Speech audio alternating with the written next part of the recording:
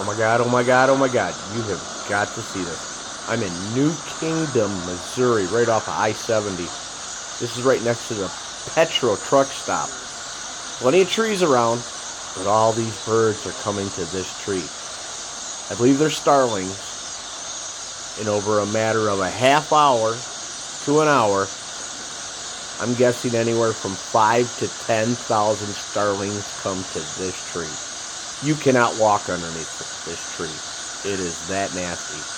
This entire tree is covered with poop. Yep, that's right. The ones in the top are getting the better end on this deal. This is just insane. This has got to be a glitch in the Matrix. Why do they all come to this tree? Plenty of other trees around, but they all want to go to that tree. Weird. Pretty cool.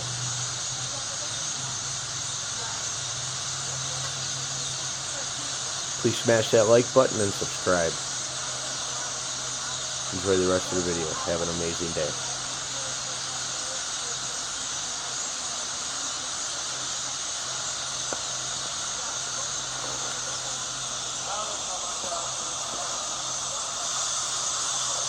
Yeah, look at that. Birds on birds on birds on birds. They're everywhere in this tree.